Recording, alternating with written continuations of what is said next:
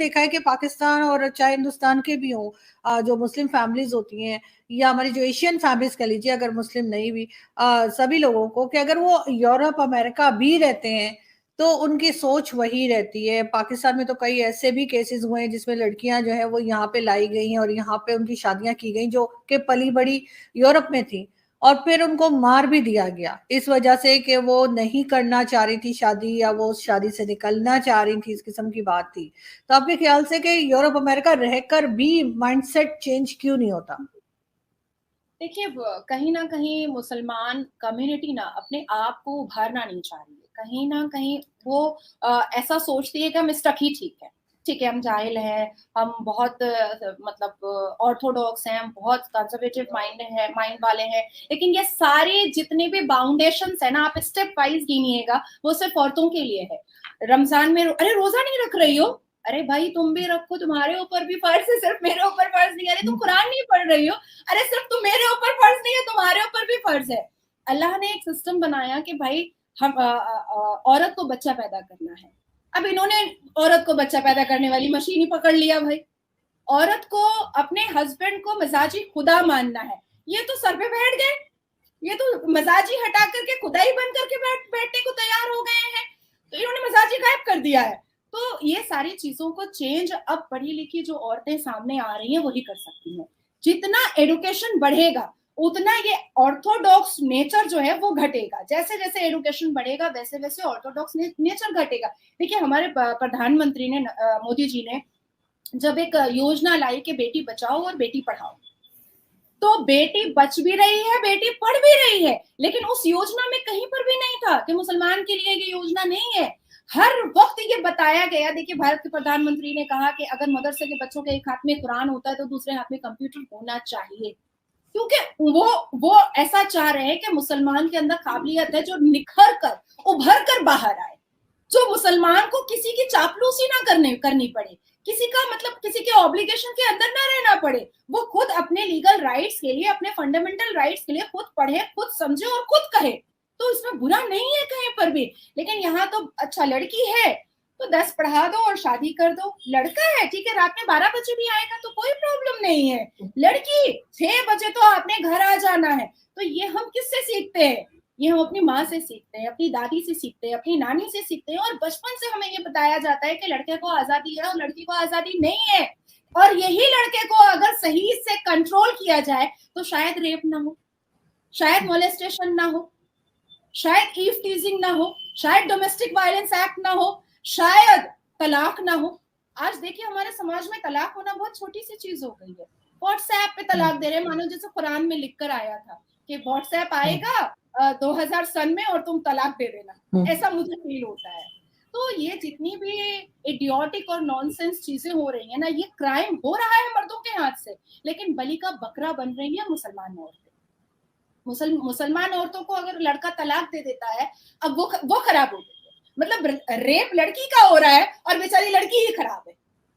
तलाकशुदा लड़की हो रही है जो मर्द दे रहा है, लेकिन लड़की ही खराब है। जरूर तुम में ही कोई प्रॉब्लम रहा होगा जो तुम बच्चा लेकर के घर आ गई है और वो फिर से अपनी शादी वादी कर करके मगन हो गया है। और भाई ये एक बच्चे वाली को कोई मुसलमान लड़का नहीं मिल रहा है। मुसलमान लड़के जब हिंदू लड़की से, क्रिश्चियन लड़की से, नेपाली लड़की से शादी करते हैं तो कोई कुछ नहीं बोलता है। लेकिन अगर मुस्लिम लड़की किसी हिंदू लड़के से या क्रिश्चियन लड़के से शादी कर ले या बॉयफ्रेंड भी बना ले, अरे ये तो खड़े जहन्नमी है, इसने तो जहन्नम का दरवाजा खोल ही दिया है, बस बस मरे के जहन्नम में ही जाएगी।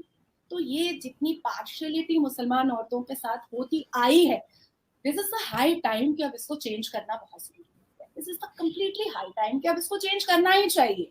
क्यों हम नहीं अपनी जिंदगी अपने हिसाब से जी सकते हैं? अगर मुझे कोई हिंदू लड़का पसंद आएगा, मैं क्यों नहीं उसको बॉयफ्रेंड बनाऊंगी, या मैं क्यों उससे शादी नहीं कर सकती हूँ? अगर मुसलमान लड़का कर सकता है तो मुसलमान लड़की भी कर सकती है, बिल्कुल कर सकती है।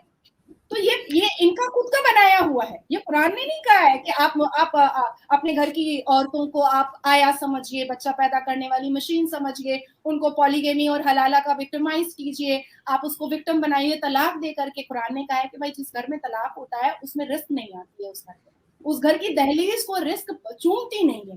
तो कुरान ये कह रहा है और ये धड़ल्ले से तलाक दे रहे हैं कि हम जैसे लोगों को सुप्रीम कोर्ट जाकर के तलाक बैंड कराना पड़ रहा है, तलाक बंद कराना पड़ रहा है चिल्ला चिल्ला करके।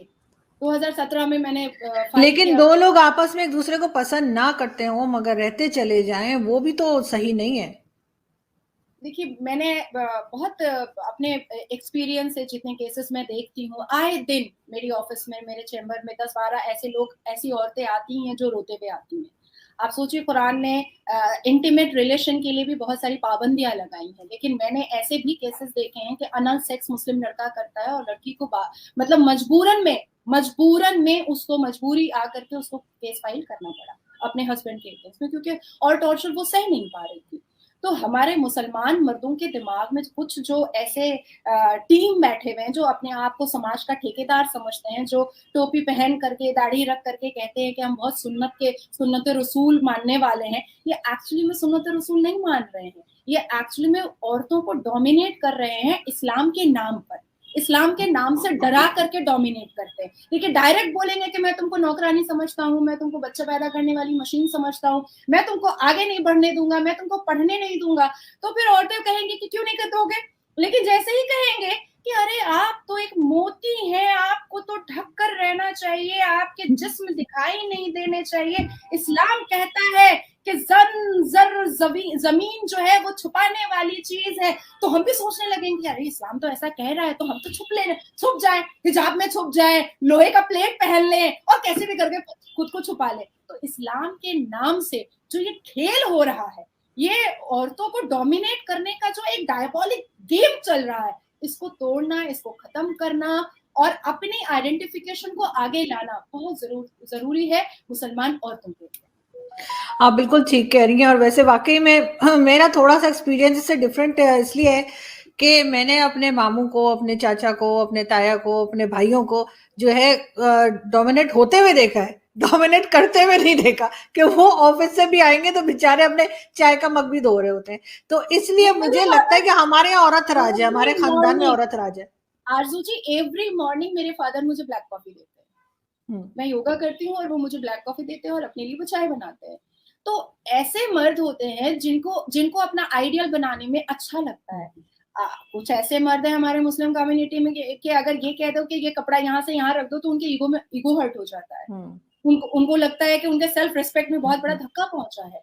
इवन मैंने आपकी कंट्रोवर्सी भी देखी, बिंदिया और साड़ी वाला, तो हम लोगों को जैसे टारगेट करके रखते हैं कि भाई तुम कुछ करो कि हम तुमको कंट्रोवर्सी का शिकार बना देंगे, और अगर आप फेमस है तब तो फिर आपकी निजी जिंदगी ही नहीं है, बिल्कुल भी आपकी निजी जिंदगी आप जी ही नहीं सकती हैं। आपको कोई अधिकार ही नहीं है कि एक फेमस होने के बाद आप अपनी निजी जिंदगी जी सकती हैं। ये एक हवा बना दिया है इन लोगों ने। बिल्कुल, लेकिन अच्छी बात ये है कि अब आप जैसे लोग मौजूद हैं जो इसके बारे में बात करते हैं, और इनको हो सकता है कहीं कुछ थोड़ा बहुत हम सही कर पाएं। लेकिन अगर हम आगे बढ़े और हम बात करें मेड इन इंडिया की, बहुत का हंगामा, एक बातचीत चली थी और उसको बहुत अप्रिशिएट भी किया गया, क्योंकि मेरे ख्याल से ये ऐसी बात है जो कि पाकिस्तान